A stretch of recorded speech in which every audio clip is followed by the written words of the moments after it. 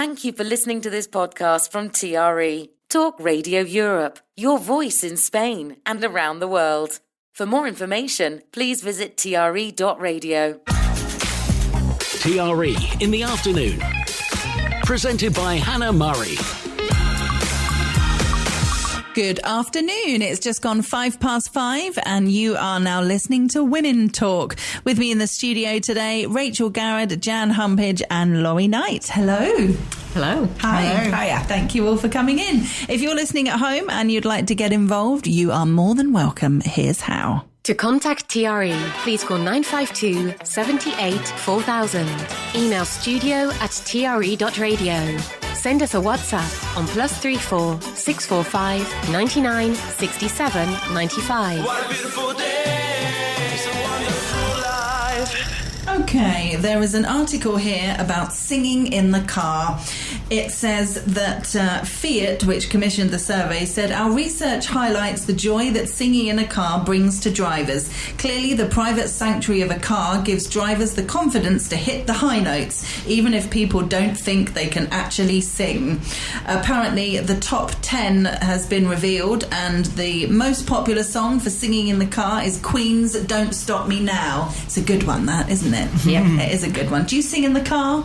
Yes, frequently. Yeah? Yes, definitely. On your own always, or would you do it with other people? Oh, in the car? I don't care. If there's a good tune on, I can sing. Yeah. Or not, as the case may be, but I do enjoy it. Yeah. Brilliant. Sort of. Yeah. Sort of? Sometimes. So it's not something you love doing then? No, I mean, normally I tend to listen to books, but if I have got radio music on and the music's good, then I might sing along. But not if I've got anyone else in the car. No. No, we don't sing. I like the moves. Okay, you dancing. Yes. Okay. Yeah. Okay, dancing as opposed to singing. Dancing Queen. If anybody's looking at me, they think, what the hell's she doing? Well, Dancing Queen is the second most popular song. Oh, well, there you go. So there you are. So Jan is the Dancing Queen then. Brilliant. It says here that it is really cool to be fashionably late to a bash.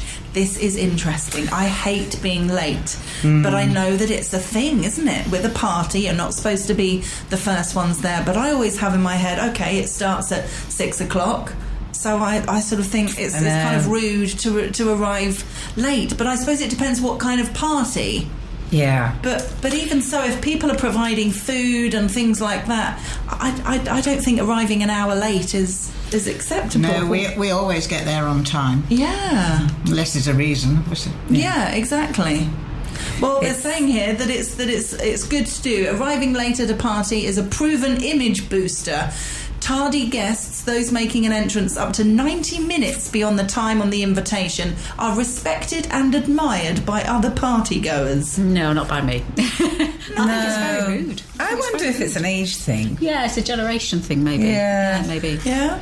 I mean, there are people who are habitually late. Yes. And you know, they have looked at why some people are always late, and it tends to be that they underestimate the amount of time it takes to do something. So they always consistently. Consistently. So they always think, I'll just put the washing out, let's say, before I'm going, and it'll only take 5 minutes, but of course it takes them 20 minutes, and then they think, I just nipped upstairs and it'll only take a minute, and it takes 10 minutes. So those people who are always late, it's like that. But I think these ones, by reading that, they're doing it on purpose. They're doing it to make a statement. Yeah. And ultimately, I think it's a bit rude, really. I think it's very rude. I do. It says the fashionably late are seen as superior because they aren't worried about disapproval. But here, listen to this bit, and this is the bit where I went, okay, I get it now. But the researchers also warned that there are disadvantages. Latecomers may face disapproval from some guests and risk missing out on the best food and drink. See, that's why I'm not late. Definitely. I was like, there's the reason right there. Yeah. But I think if you're sitting down for dinner, whether it's at a restaurant or someone's house, to be late is not cool at all. If it's a kind of party that's a long party that maybe starts in the afternoon and is expected to go to the evening, and there isn't really any kind of scheduled time for food, and it's kind of portrayed as a come and go as you please, then that's slightly different. But if it's starting at a specific time for a reason, then And do these people actually let the host know that they're going to be late? Or? Well, quite. you know. I'm thinking not. If you let someone know and there's a reason, then fine, you know, because things happen, don't they? But I mean, there's usually some event happening, isn't there? And you want, like, whether it be music or a talk or something, if it's a party or a toast to the birthday person, whatever it might be. And you were sort of left thinking, oh, I've got to wait, you know, not everybody's here, we'll have to wait for so-and-so to get here. I mean, you know, 20 minutes, half an hour late, it's fine, but 90 minutes they were saying in that article. I think it's I don't... Totally wrong. yeah, I agree. I think if somebody did that to my party, they wouldn't even get invited to the next one. Noted. This made me smile, and I thought it was really worth talking about the art of writing letters. So this is an article written by a young woman in her early 20s, and she says why young people like me just love writing letters. She says that she's always the last person to reply to happy news because Royal Mail takes far longer than WhatsApp. She says she doesn't really get many notes back, but her joy comes from the sending. She says she's not counting the replies. And she makes her own Christmas cards, which she starts working on in August, so ridiculously organised. And she said that there's a real kind of growing number of pen and paper traditionalists who are seeing writing as an art rather than a chore. She said the hashtag stationery has racked up 1.9 billion views on TikTok. There are stationery influencers with tens of thousands of followers on Instagram posting beautifully coordinated grids of daily to-do planners, pencil cases and immaculate desks. Wow. Obviously, she lives in a different world to us. Yeah, clearly. But what about writing letters? When was the last time you wrote a letter? To a friend, probably 30 years ago. Yeah. Really? Yeah, I mean, business letters, you know. But handwritten? But no. It's amazing, isn't I it? can't even remember. No. I mean, I was thinking I wrote handwritten thank you cards after our wedding, which was almost 6 years ago. So everybody who came to our wedding, because I did the handwritten invitation, so I did a handwritten thank you card and either gave them to people by hand or sent them in the post. And that was nearly 6 years ago, and I don't think I was just saying to the girls that, you know, the grandchildren never write a thank you note now or anything. No. Shame, isn't it? It is a shame. I don't do it either, so... I think we still get handwritten thank you notes from the grandchildren. Oh, do you? Yeah. Not the 17, 18-year-olds now, but the 10 and 15-year-olds. Oh, that's nice. But I know they're told to do it, you know. Made to do it. Yeah, exactly, made to do it. The last letter I wrote was to my auntie, but I did it via email. So it was a definite letter. Oh, yeah, definitely. You know, dear Auntie Bernice. But it was on email, and because actually I thought, well, I suppose it just didn't occur to me to write a letter to her. No, it's But it's funny, not the isn't same. it? Do you remember, as a child, we had pen friends at school, and getting a letter every week from your pen friend was the most amazing thing. You couldn't wait to open it and to read it and to see what she'd been doing, and it's a shame that I think kids these days miss out on that. But I mean, do we feel that we're missing out as adults? Because it can be something that we could decide to do again, isn't it? You know, But as the article states, Royal Mail is so, you know, and the Spanish Post is not much better.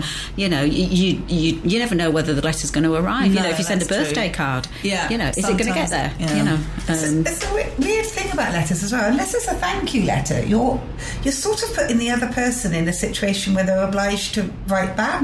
Yeah. Even if it's only an email that they write back. But then that's a bit of a weird, if you haven't got a relationship with them where you do, like a pen pal, where you do write to them, suddenly out of the blue writing to a friend. Yeah, that's true, actually. Then they're in a position. I'm just thinking if I were to receive a letter from a friend, I'd be thinking, oh, that's weird. We get around. And then you'd think, oh, I need to reply. Yeah, and then I think, oh God, I have to reply. And then I think, oh, she wants me to reply as a letter. Oh, I haven't got time to write a letter. and do you still have writing paper and envelopes? Do you still have them? No, I don't. No. It's all WhatsApp now, isn't it? Exactly, because it's so easy. But I'm not offended by it. I just think times have changed. If people haven't changed and still do that, that's absolutely wonderful. But if someone sends me a WhatsApp happy birthday greeting, I don't think, where's my letter? Yeah. You know what I mean? I think, oh, how lovely. I don't think there's nothing strange about that at all, is there? There really isn't. You know, sending someone a message on WhatsApp or sending someone an email, that's just become normal. Yeah. And I think it's just nice that people have remembered it's your birthday. Yeah, exactly. However they send it. Exactly. Definitely. Okay, we better take a break. We'll be back with more Women Talk. Hannah Murray on TRE in the afternoon. Good afternoon. It is 5:20. You're listening to Women Talk. With me in the studio today, Rachel Goward, Jan Humpage and Laurie Knight. I've just had a message in from Fox who said, talking about the parties, I would not mind 20, 30 minutes. If 90 minutes, just say party's over and close the door. Yeah, we were talking more We support about that. Yes, absolutely. Yeah. There was an article talking about drinking water. I thought it was interesting because we've been told for so long, roughly 8 glasses of water a day is what we should be drinking, which is about 2 litres. But now, apparently, scientists are saying that could be too high. Given around half our daily intake of water comes from food, researchers estimate we only really need about 1.3 to 1.8 litres a day rather than the recommended 2 litres. Well, that's more doable, I think. Yeah. Absolutely. Depends on the time of year, though. In summer, I can drink an awful lot more than 2 litres. Yeah. Okay. Winter, I struggle.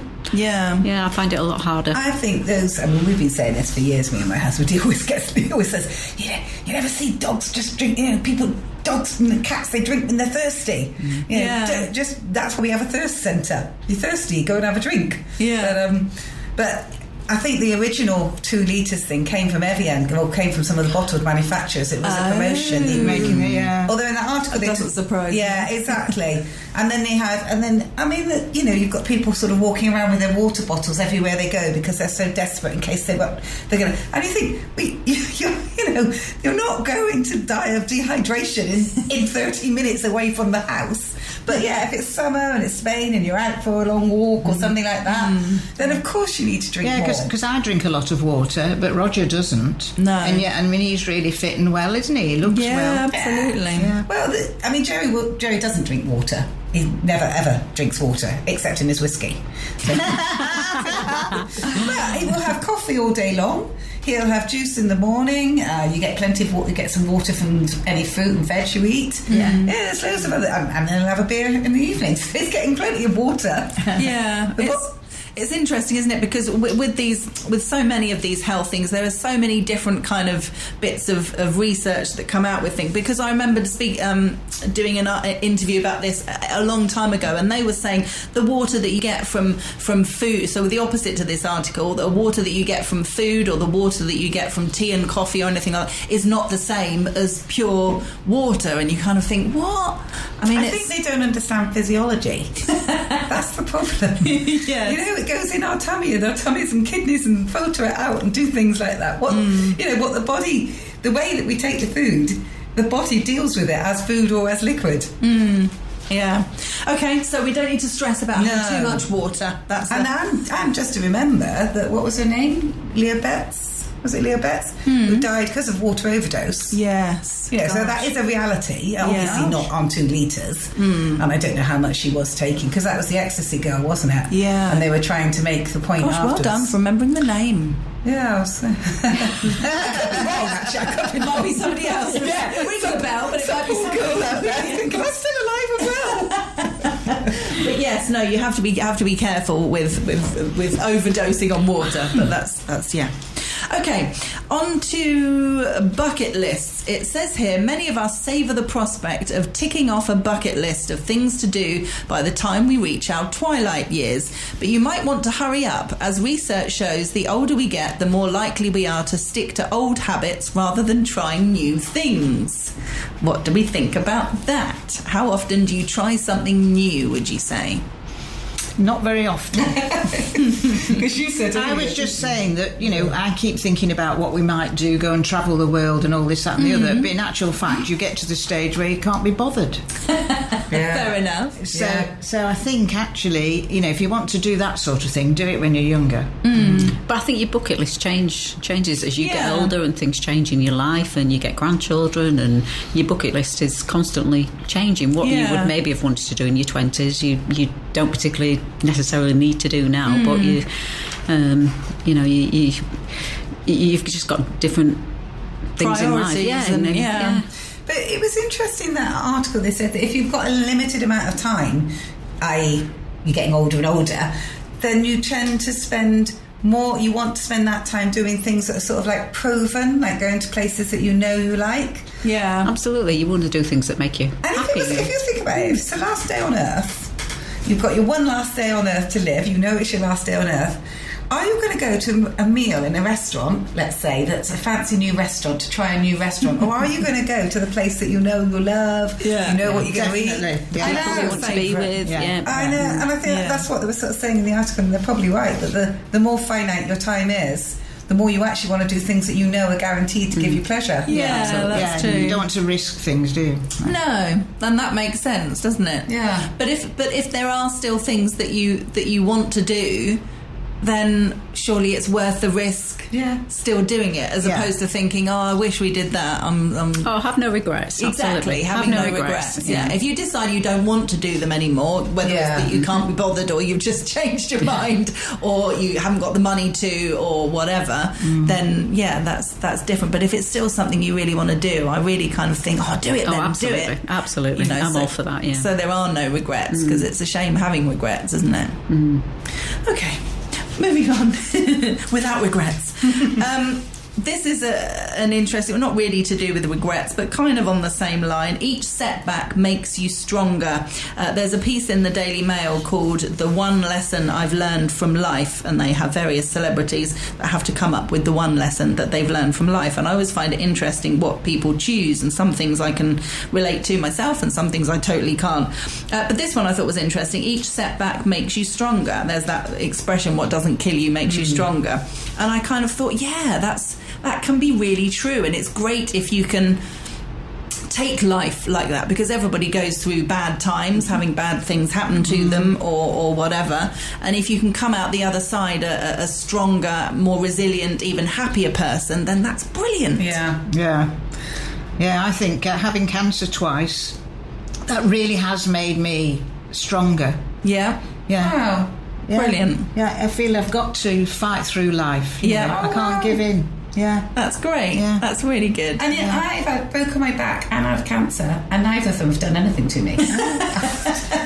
Just grateful that they're fixed. Carry on regardless. Did you break your back? Years ago, I was reading in that article, she said she fell off somewhere and nearly broke her back, and I thought, well, actually I did fall off somewhere and did break my back. Gosh. It made my back stronger though, to be fair, because there's now rods in it, metal in it. I think that article is more a reflection of the personality type. If you're somebody that every knockdown makes you more, if you're somebody who takes a knockdown as a challenge and makes you more resilient, you've got a resilience, a toughness in you. So it doesn't matter what the challenge is or what the knockdown is. If your personality is that resilient and that buoyant, then you're going to do better through life. But there are obviously other people whose personality isn't so resilient, and probably every knockdown just makes them worse and more helpless and more hopeless. Absolutely. So you've probably got some people who are saying, yeah, that's so ridiculous. I mean, every time I get knocked back, I'm just nearly knocked back and now I'm in the gutter sort of thing. Yeah. So I wonder if it's really more a reflection of a personality type. And actually, of course, having that strong, robust personality is going to be helpful in life. But do you think it's personality type, or do you think it's a choice? I think Which is an interesting one. I think choice has a lot to do with it. Yeah. I'm going through a divorce at the moment, and my choice is that I'm going to come out of this better, stronger, happier, and it is a choice thing. I could feel very sorry for myself and go into myself, but I'm going back to the other subject. I'm taking life by the horns, and I'm living life. Which is brilliant. I could be a victim, but I don't intend to be. I'm going to be out there, and I'm going to enjoy life. You're changing your mindset. You're approaching it with the mindset that's going to be more beneficial for you in the long run. Absolutely. Which is great. I think, it is a choice. I mean, it's like when you have businesses go down as well, you have to come back up. Yeah. Learn by your mistakes and, deal with them and carry on with life. Yeah, Keep definitely. moving forward. Well done, everybody. We'll take a break. Hannah Murray. TRE in the afternoon. Good afternoon. You're listening to Women Talk. With me in the studio today, Rachel Garrett, Jan Humpage and Laurie Knight. There's a few articles that I sometimes bring over from the previous week, and this is one of them that we discussed with the men last week, and I thought it would be interesting to get the women's point of view. The headline is, "Why I'll Never Date a Man Who Earns Less Than Me." After a string of failed relationships, businesswoman Samantha Scott decided it was time to stop listening to her heart and start checking her dates' bank balances. She doesn't really check the bank. That's the headline kind of statement. But when looking into the article more, because kind of seeing that headline, you kind of think, what? That's a bit crazy. But she talks about the fact that she was dating this guy and they just had completely different ideas of what they wanted to do, and it was because of money, it seems. So she wanted to go to nice restaurants, she wanted to go away for weekends in nice hotels, whereas he'd suggest going to kind of buffet family restaurants and camping and things like that. So she realised that the main kind of issue was that she had a lot more money than him and a lot more disposable income, and therefore she could afford to do much more than he could, and it was never going to work. That's kind of the conclusion she came to. I would say that's just not a good match. Yeah. You've got to have the same outlook on life, haven't you? And if you're not going to want to go to the same places, it's... I'm going to say, you can have all the money in the world, but if you don't like doing the same things and eating in the same restaurants or the same holidays, you've basically got nothing in common. Yeah, it's interesting, isn't it? Because I couldn't decide whether it was just about them wanting to do different things or just the fact that he can't afford to do those things, so therefore there's no point thinking, oh, I'd love to do all of this because I can't afford it. But you're not going to make it right, are you? So no. There was a line in it where she said, I read a bit of it, and there was a line where she said, I thought it'd be too weird for me to go on holiday without him, and I knew how humiliating it would be for both me and him if I were to pay for him.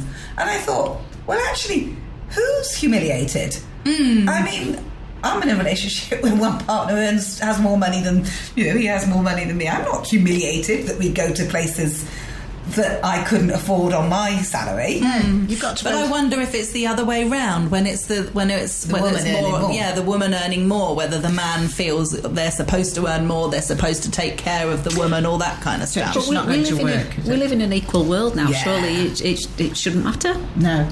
But if they feel that way, it's not going to work. And it's not going to work, is it? No. It's not the right relationship. No. I've got friends where she earns more than he does. And so he puts they have the house together and he puts a third and she puts 2/3. Okay. So they do that. And then when they go on holiday, they basically do it as a percentage almost. Like he does a third and she does 2/3 because she earns that much more than him. But surely when you're married or you're in a relationship, you have a pot. And does it matter? Put does it it in a matter? joint You put account. in, or- Yeah, exactly, yeah. And that, maybe, you still have two separate pots as well, and you just say, the choice, I suppose, really, for the person who's got the more money is to say, well, either we go to the things that they can afford, which is a really rubbish restaurant that I don't want to go to, or we go to things that I can afford and I pay more. Or just go to the nice restaurants once a month and compromise. Yeah, you've just got to sort it, haven't you? Yeah. It's a shame if that's ruining relationships. I think It's not the right relationship. If I it's think it really says the more about relationship. her and the blokes than it does about the reality. She's not picking the right men, obviously. Yeah. No, fair enough. Maybe she's lording it over them. Look at me, I'm so rich. You're so poor. Yeah, exactly. 1 in 10 think about walking out on their partner over snoring. Wow. So I couldn't live without earplugs.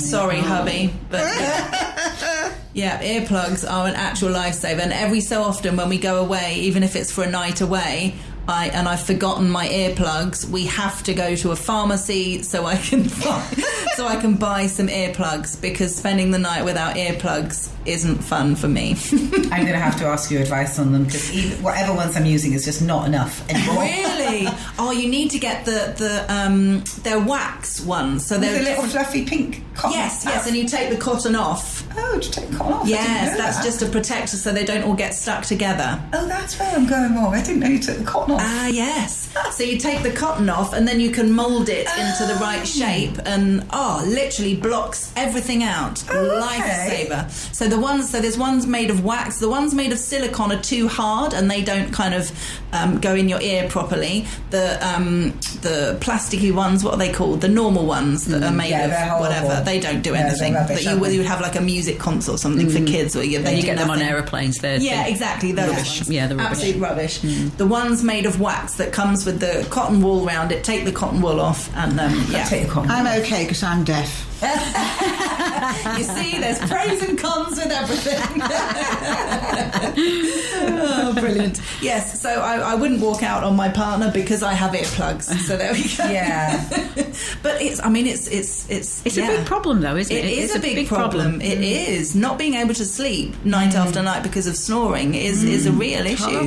Yeah, there's nothing worse than not getting a decent night's sleep. No. I'm a celebrity. There was somebody snoring. Oh, yes. Yeah, Shaun Ryder. It was so loud. I don't know how they're so upbeat in there when they're not getting much sleep.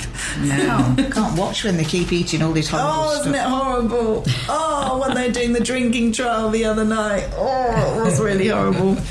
Okay, this one is about polygamy. Keeping one husband or wife happy is more than enough for many of us, but a sizable minority might be open to the idea of a polygamous marriage if it was legal and consensual. 1/3 of men were open to the idea of having more than one wife or long-term girlfriend, but only 11% of women were keen on having more than one male partner. Can you imagine? No. It's just, weird. It is a weird kind of thought, isn't it? I just foresee there being so many problems. You know, it'd be easy to go, oh, great, if you had two, you can glamorise the idea of it, but I just think it would be a nightmare in terms of not upsetting anybody and jealousy and finances. Finances. How does that work? Yeah. I just think there would just be so many problems. I mean, it is a cultural norm in many societies, but it does seem to be the man having lots of wives, doesn't it? It's very rarely the other way round, doesn't it? And then there's the other one, the cultural norm, where a man takes on the wife of, like, maybe a brother who's been killed. And but that's a financial relationship. Yeah. You know, that's like an obligation to look after family members. Yeah. So then you end up Yeah, I having... sort of understand that. Which is quite nice. Yeah. I mean, that is a sort of, and that's probably, that's more reflective in poorer societies and where the women aren't working and haven't got as much independence. But I mean, in some respects, it's sort of the idea of it's, everybody milling around and happy-go-lucky and sharing bedrooms and getting on and doing different. If it works for you, that's fine. Yeah. I'm not sure it worked for me, but it's hard to imagine, isn't it? yes. I just think it'd be pretty exhausting Yes. and emotionally, like draining. Yes. Yes. Trying to please everybody. Yeah, exactly. Okay, before we move on to these next subjects, we'll take another break. Hannah Murray, TRE in the afternoon. Good afternoon. You are listening to the last part of today's Women Talk. With me in the studio today, Rachel Garrett, Jan Humpage and Laurie Knight. There is an article with the headline, Age is no barrier to being a great mum. Based on her experience, Lucy Cavendish says no woman over 40 should have children, but many women have their reasons for becoming mothers later in life. The best argument, in theory anyway, for having children early is that you'll be around for them when they grow up. There was a piece recently, a month or so ago, about a Spanish actress who was 68 and had a child, which was quite controversial. So what do we think? Should there be an age limit?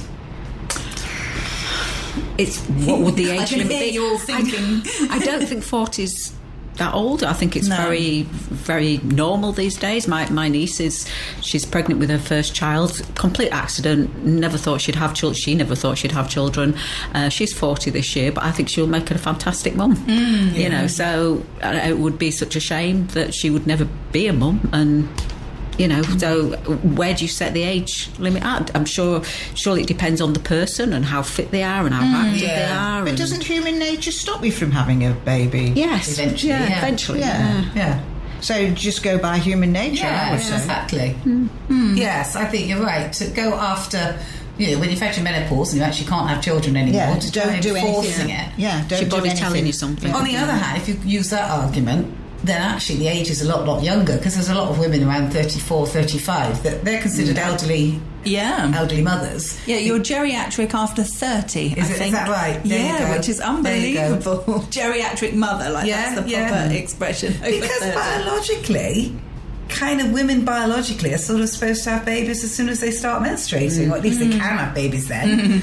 And so if you think, you know, 16, 17, 18-year-old, whether they make a good mum or not, at least they would be fit and they would be strong and they would be active with the child. But emotionally, they wouldn't be right. Whereas a 40-year-old, emotionally, they've had their careers, they've lived life a little bit, they've got life experience. You know, surely that would make a better mum than There's an definitely 18, pros and 19-year-old. cons, isn't there? Yeah, there really is. You can see why it makes perfect sense to have a child at a younger age and enjoy your kind of years with them as a young family, and then when they've grown up, you've got many years hopefully together to enjoy your lives after that. You know, just as a couple.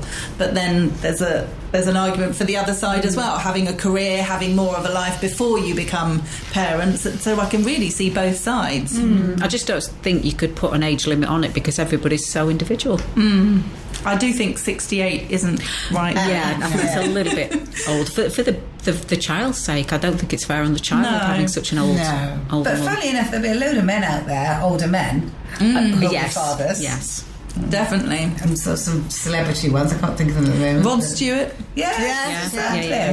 in his Yes. 60s, definitely. So But I don't think that child will ever want for anything. It's No, not like quite. it's, you know, job logs, you know, works in a No. factory, he's got, you know, the child's going to be left with nothing. So not that money should be a consideration into having a baby, but, you know, quite often Well, it is. Yeah. Yeah, definitely.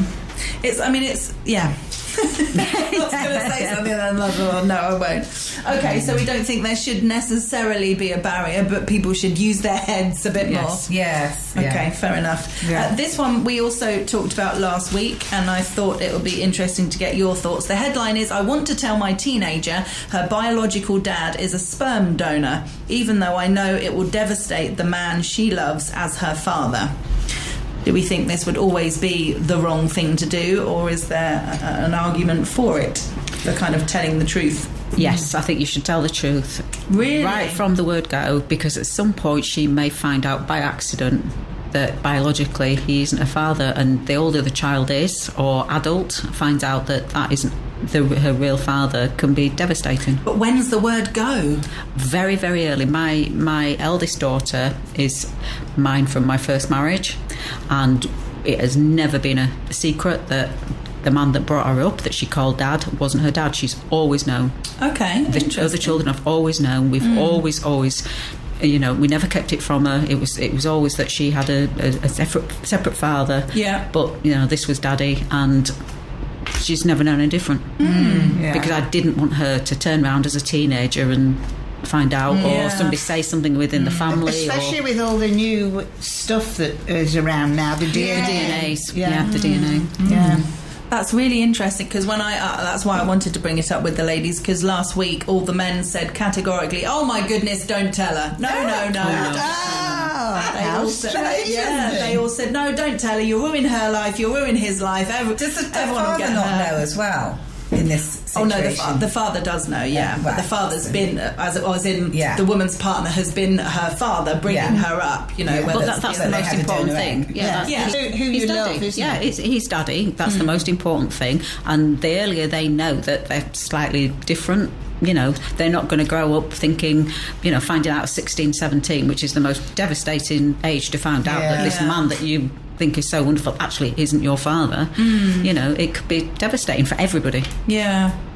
Wow. And if you don't mind me asking, did it always go okay with your? Was she was fine when she found out, and it was all? She's never known any different. No, from a baby.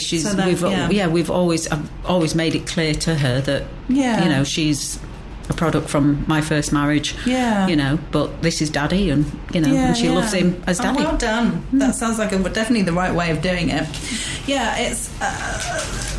The problem is in this instance that it isn't from the get-go, is it? You know, the girl's already a teenager, and the mother's like, oh, I really want to come clean, but that's the kind of tricky. But what happens in future if there's a medical situation that she needs to find out her DNA? Yeah, and, you know, even the blood group could be completely different, and she finds out through that way that you know, and you can't be my dad. Absolutely. She'll say, why didn't you tell me? How can we have gone through 20, 30 years of me being alive? And it's a lie. You're basically lying to them. I mean, in our family, we've got a little boy who's donor egg baby on the mum's side. So sperm dad and donor egg baby. But there's already books and things and already sort of explaining things. He's only tiny. He's only little at the moment. But the plan is that, you know, just integrate it into his life, you know. It will be the norm for him. It will be no different. Exactly. You're in mummy's tummy, but you come from another mummy's egg. Yeah, brilliant. Yeah, honesty is the best policy, I think, with this kind of thing. And there's more of it now as well. Yeah, exactly. Yeah. Much more. Exactly. There's no stigma attached to it anymore. No. It's you know. Yeah, good. Gwyneth Paltrow came out and said, my kids' phones are banned from the dinner table. She said they always have dinner, well, maybe not always, but they always like to have dinner together around the table, and nobody's allowed their phones. And she said it sort of came from her own childhood when her parents and they sat around the dinner table together. Is that a good idea? Is it unrealistic? Yes. Is it? What do we think? Good idea. I think it's a very good idea. The only thing is we eat the dinner watching the television. Yeah. But you don't want the phone interrupting, do you? Yeah, that's the thing. I wonder how many couples sit at the dinner table and talk to each other. Yeah. I know. Yeah. I know. I think most people eat their dinner in front of the telly. Yeah, we do.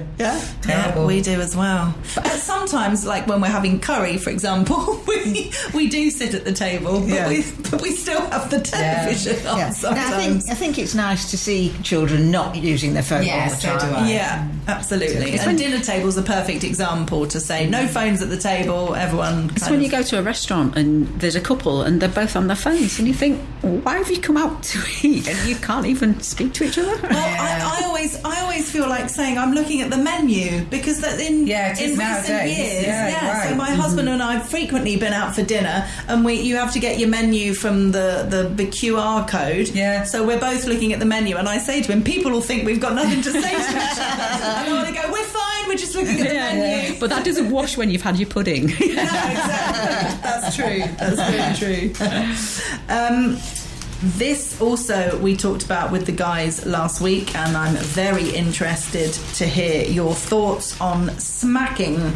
It's a parental debate that has rumbled on for decades. Is smacking your children wrong? Is a short, sharp shock, perhaps a smack to the back of the legs or bottom, acceptable when all attempts to reason have failed? Or is such treatment never okay and even tantamount to child abuse? Earlier this month, the government made public its view on the matter in response to the campaign to ban smacking. Two of the UK's leading children's charities, the NSPCC and Barnardo's, have called on ministers to bring England in line with 60 countries, including Wales and Scotland, in making it illegal and any physical punishment of children. They say it isn't an effective discipline tool, and there's now a wealth of evidence to prove smacking results in long-term harms, including mental health problems and behavioural difficulties.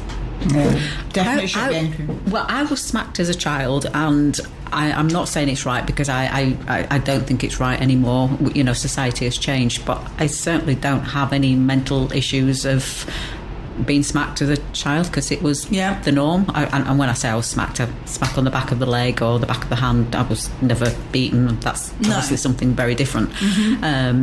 So I'm not sure about the psychological scars, but it isn't right to hit anybody at any time. And you see parents smacking children now, and you just think that it should be stopped. But you've also got to replace it with something, because you've got to have discipline with children. They have to know right from wrong. They have to know there are consequences. And it's just finding that right balance for that child, because some things will work for one child. I always found that my son, if I took his phone off him, he was an angel.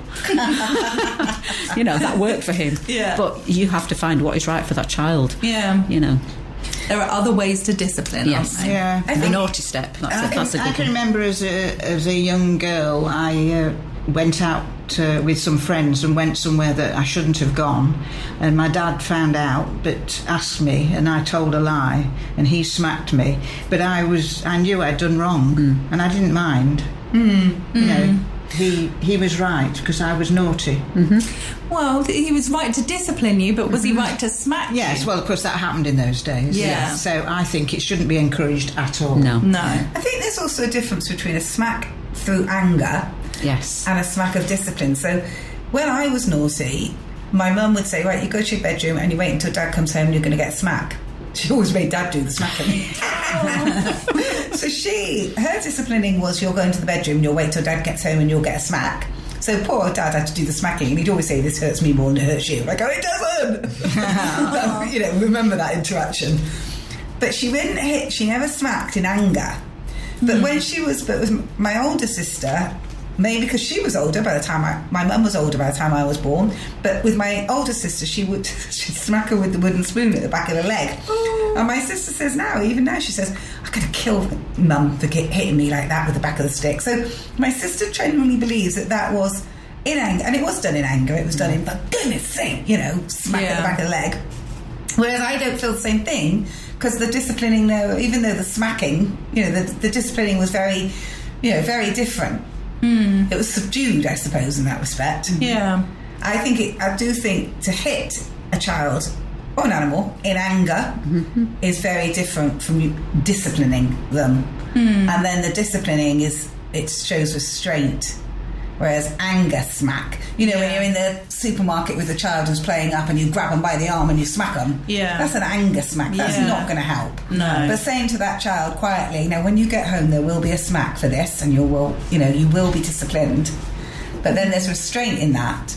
But how you could ever police that, I've no idea. No. That's the issue. No, absolutely not. But you're right, losing your temper and smacking isn't good. No. I really don't think it's not effective. And it shows, I think it shows a weakness in the person doing it. Yeah, it does. As opposed to them being all strong, they're trying to be strong over a small it's horrible. It's the more you kind of look into it psychologically, the more it's really not a good message to be giving to the child. I mean, I know it sounds a stupid analogy, but our dog's a real crier if he doesn't like the right food, so he just stands and stares and cries and cries and cries and cries. And I would shout at him and tell him off and shout at him and never hit him, but shout at him. And then I've started now doing the naughty step. So I basically... Really? Yeah, no, I grab him, I go, right, you're going outside. So I take him outside, I shut the doors on him, and he stares plaintively through the doors, wanting to come back in. So we make him wait for 5 or 10 minutes. As soon as he comes in, I go, right, on the sofa, and he gets on the sofa and he stops whinging. How amazing. So actually that disciplining is really working for him. Yeah. And so much better for me than shouting and screaming at him. Yeah, exactly. Oh, that's great. Dogs can be so receptive to things like that, can't they? Yeah. Really clever. Dog trainer Garrett. Okay, we've got 2 minutes left, so not long at all. Parents have criticised a primary school after it banned pupils from playing tag due to a high number of minor injuries. It's a primary school in Leeds. They said hugging and high fives are still allowed. Oh, thank you very much. But people have said health and safety gone mad. What's next? Send your kids to school in bubble wrap. What do we think? Is this ridiculous, or do we think... Well, I was just saying that if they're playing sports, they all this danger that they might get injured. Yeah. So you're not going to stop all that, are No. you? It's just, you've just got to teach children to be kind to each other. Yeah. It's part of life, isn't it? Yeah. Falling over and grazing your knee and Yeah. things. As long as they're not really pushing each other and fighting, then that's different. You need to stop that. But if kids fall over every so often, that's totally normal. I think to stop tag is really ridiculous. Isn't it? They did stop bulldogs, though, haven't they? British Bulldog, I remember that. Yeah, well, we used to play that. It was pretty rough, but we've all played it in the street. Yeah, so I think they have stopped that one. Have they? I think so, in schools. Oh, maybe in schools, yeah. But you don't see the kids playing in the street like that anymore because there's too many cars. Yeah. And they've got computer games. That's a problem. Well, it's been lovely today. Well done, ladies. Thank you very much. Rachel Garrett, Jan Humpage and Laurie Knight. Thank you all. We have Howard Brereton coming up after the news with Spain Today, so don't go away. Any weekend plans, Laurie? Well, it's the coronation, isn't it? So, yes, of course. yes, one or two friends coming round to have a little toast to the king. Nice. Yeah. Are you all watching it? You'll both be watching it, Jan? Well, yes. It's got a party. Are you going to have Birthday the, are you going to have Yes. the telly on? We have the telly on, but it's not a coronation party. It's a double birthday party. So yes, we'll all kind of have one eye on the television. Yes, absolutely. Well, enjoy, and I will be back on Monday. It's I know it's only Thursday, but yes, have a good weekend. It's going to be a nice weekend weather-wise, actually. Oh, so good. yes, it's going to be really nice. About 28, I think, highs of 28 in nice. Malaga. Very nice. And I'll see you Monday at 4 p.m. You've been listening to a TRE production. If you've enjoyed this programme, there'll be another episode waiting for you next week, right here on this platform, where you can also access our extensive back catalogue of shows and interviews. For more information on our live programming, social media channels and apps, and how to contact Talk Radio Europe, please visit tre.radio.